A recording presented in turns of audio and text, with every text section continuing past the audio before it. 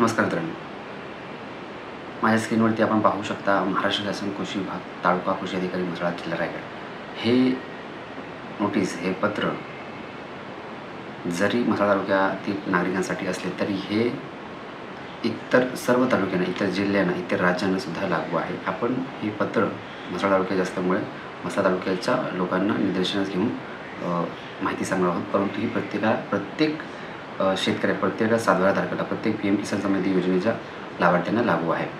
तर आपल्या सर्वांना माहिती आहे, ॲग्रिस्टेक कार्ड बनवण्यासाठी भारत सरकारने योजना अंमलात आणली आहे आणि प्रत्येक सातबाराधारकाने हे ॲग्रिस्टेक कार्ड बनवणे आहे. तत्पूर्वी तसे असताना प्रधानमंत्री किसान समृद्धी योजना म्हणजे केंद्र शासनाकडून 2,000चे वर्षाला 3 हप्ते म्हणजे एकूण 6,000 रुपये. त्याचप्रमाणे राज्य सरकार महाराष्ट्र शासनाचे नमो शेतकरी योजनेअंतर्गत 2,000चे वर्षाला 3 हप्ते म्हणजे ते 6,000 रुपये म्हणजे केंद्र सरकारचे 6,000 अधिक राज्य सरकारचे 6,000 असे एकूण 12,000 रुपयांचा जे लाभ घेत आहेत त्या लाभार्थ्यांसाठी ही नोटीस, ही सूचना, हे पत्र आहे. तर सर्वप्रथम 17/6/2025ला कृषी विभाग म्हसळा यांच्याकडून हे पत्र, ही नोटीस काढण्यात आलेली आहे.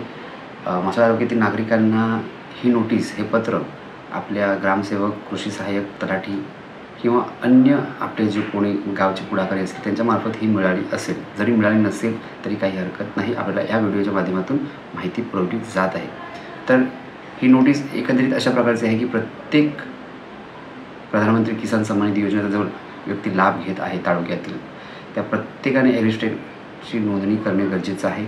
जर का आपण ॲग्रिस्टेक कार्डची नोंदणी केली नाही तर आपली येणारे हे पैसे बंद होतील आणि पुन्हा ते चालू करण्यासाठी आपल्याला त्रास होईल.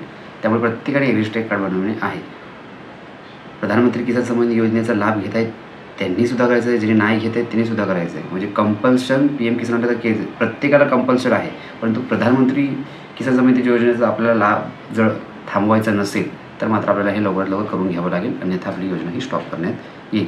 आपण केलेले रजिस्ट्रेशन म्हणजे आपण ठिकठिकाणी स्वतःहून केलं असेल, आपले ग्रामसेवकाकडून केलं असेल, कृषी सहाय्यकाकडून केलं असेल, कुठल्या कॅम्पमध्ये केलं असेल, तलाठ्यांकडून केलं असेल, अन्य गावातील कोणी व्यक्ती असेल तिथून केलं असेल किंवा ऑनलाईनच्या माध्यमातून CSC, आपले सरकार सेवा केंद्र, महाऑनलाईन ई-सेवा केंद्र, अशा प्रकारच्या माध्यमातून, वेगवेगळ्या माध्यमातून आपण रजिस्ट्रेशन केलं असेल. परंतु ते रजिस्ट्रेशन झालं आहे की नाही झालं आहे किंवा त्याचा पुढचा प्रोसेस काय आहे, पुढचा प्रोसेस कशा प्रकारे राहणार आहे, कार्ड आपल्याला मिळेल की नाही मिळेल, ह्याची सविस्तर माहिती आपल्याला थोड्या शेवटी देण्यात येणार आहे.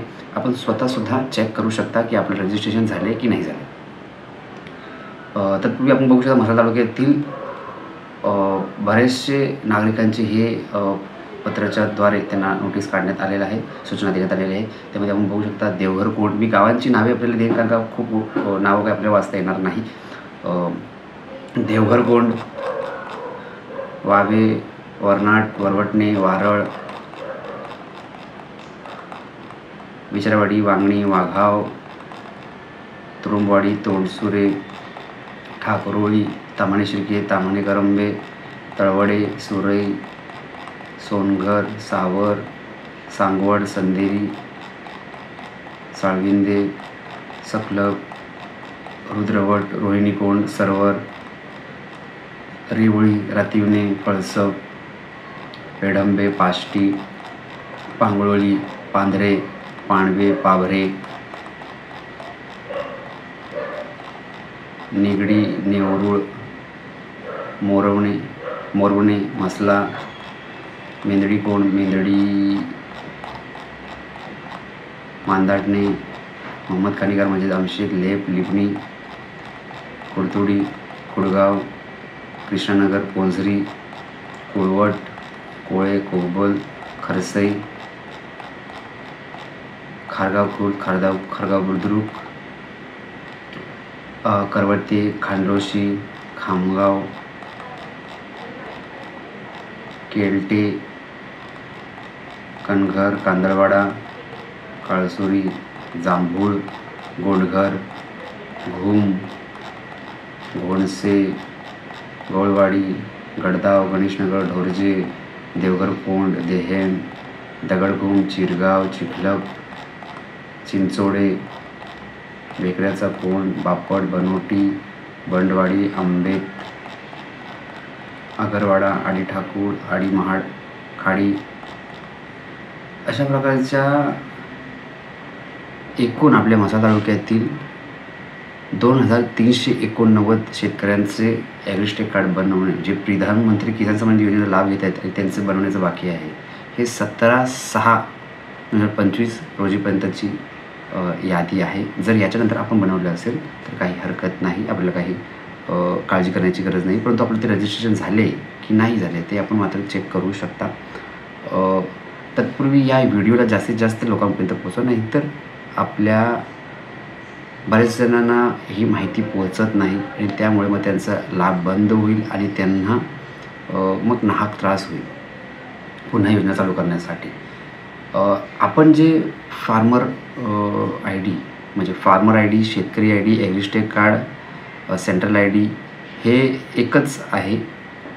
हे आपण वेगवेगळ्या माध्यमातून केलं असेल, परंतु तेच पुढचं स्टेप काय आहे किंवा ह्याचं कार्ड केव्हा येणार आहे, तर अद्याप ह्याचं कार्ड शासनाने काढलेलं नाही आहे. सध्या रजिस्ट्रेशनचं काम मोठ्या स्केलवरती चालू आहे.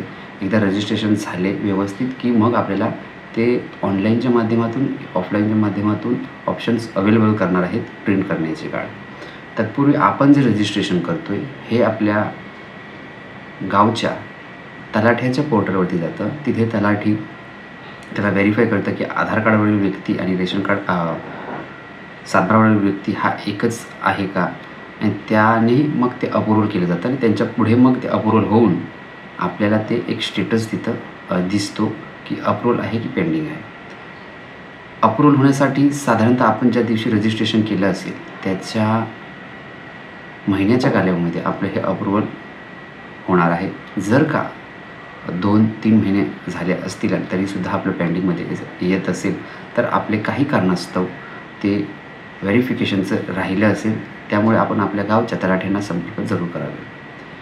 त्याचप्रमाणे आपल्या सर्वांना माहिती असेल की ॲग्रिस्टेक रजिस्ट्रेशन करताना सुरुवातीला जर आपल्या एकापेक्षा अधिक गावांमध्ये जागा असतील तर ते होत होते, परंतु मध्यंतरी त्यामध्ये अपडेट करून एका वेळेस एकाच गावचे सातबारे जोडून आपल्याला रजिस्ट्रेशन करता येत होतं.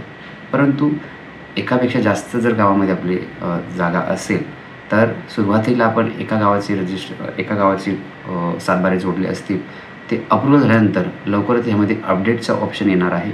त्या अपडेटमध्ये जाऊन मग आपण इतर गावातील जागासुद्धा लिंक करू शकतो, त्यामुळे काळजी करण्याची गरज नाही. जर आता राहिला प्रश्न की आपल्याला आपलं रजिस्ट्रेशन अप्रूव्हल झालं आहे की नाही, तर हे कसं पाहायचं, तर एकदम अगदी सोपं आहे. जर आपल्याला स्वतःला गुगल सर्च करता असेल तर स्वतःने किंवा आपली मुलं असतील, बाळं असतील, मुलं मुली असतील, कोणीही सुशिक्षित व्यक्ती असतील त्याला आपलं चेक करायसाठी सांगायचं आहे. गुगलवरती यायचं आहे, जस्ट कम टू गुगल. इथे आपण सर्च करायचं जस्ट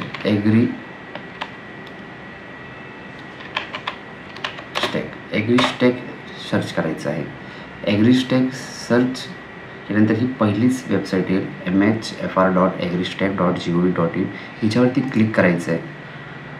इथे क्लिक केल्यानंतर आपल्यासमोर अशा प्रकारचं पेज ओपन होईल.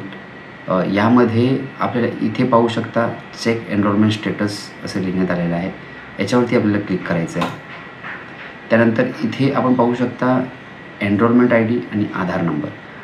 एनरोलमेंट म्हणजे आपण ज्यावेळेस रजिस्ट्रेशन केलेलं आहे त्यावेळेस आपल्याला एक पावती दिली असणार, ती हरवली आहे तर काही हरकत नाही आहे, किंवा आपल्याला मेसेजच्या through enrolment I D registration झाले त्याचे एनरोलमेंट आय डी असेल, मेसेज डिलीट झाला असेल तरी काही हरकत नाही आहे. आधार कार्ड नंबरवरच्या ऑप्शनवरती आपण क्लिक करून आपण आधार कार्ड आपल्या इथे टाकायचं आहे. इथे मी माझं टाकतो.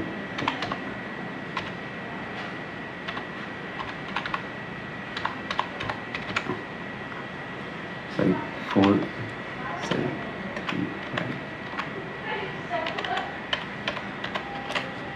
आधार कार्ड नंबर आल्यानंतर चेकवरती स्टेटस आपण चेक करायचं आहे. तिथे बघू शकता आधार कार्ड नंबर आणि सेंट्रल आय डी माझं क्रिएट झालेलं आहे. हे सेंट्रल आय डी आहे. इथे स्टेटस बघू शकता अप्रूव्ड झालेला आहे. फार्मर नेम अजित प्रकाश आंबेकर, एनरोलमेंट डेट म्हणजे आपण कोणत्या तारखेला रजिस्ट्रेशन केलं होतं तर ती इथे आलेलं आहे. 23 जानेवारीला आपण रजिस्ट्रेशन केलं होतं. फेब्रुवारी 25ला आपलं हे अप्रूव्हल झालेलं आहे. इथे मात्र जे अपलोड लिहिलं आहे ते काहींचं ज्यांनी अपलोड झाले आहेत म्हणजे आपलं कार्ड झालेलं आहे आणि कार्ड झालेलं अर्थात रजिस्ट्रेशन झालेलं आहे, अपलोड झालेलं आहे.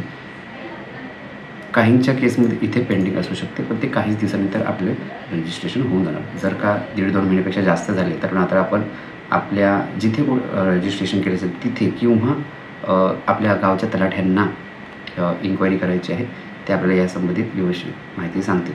पेंडिंग राहण्याचे जास्त कालावधीपेक्षा जास्त जर पेंडिंग कालावधी राहिला आपला अर्ज तर त्यामध्ये काहीतरी प्रॉब्लेम्स असणार, काहीतरी अडचण असेल, त्यामुळे त्यामध्ये पेंडिंगमध्ये आहे. तर अशा प्रकारचे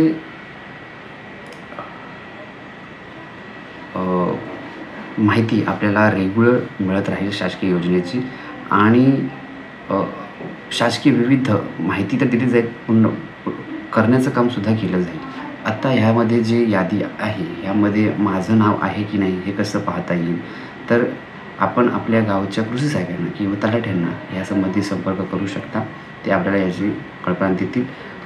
17 तारीख पुन्हा मी रिपीट करतो की 17/6 म्हणजे 17 जून 2025 रोजीची ही यादी आहे.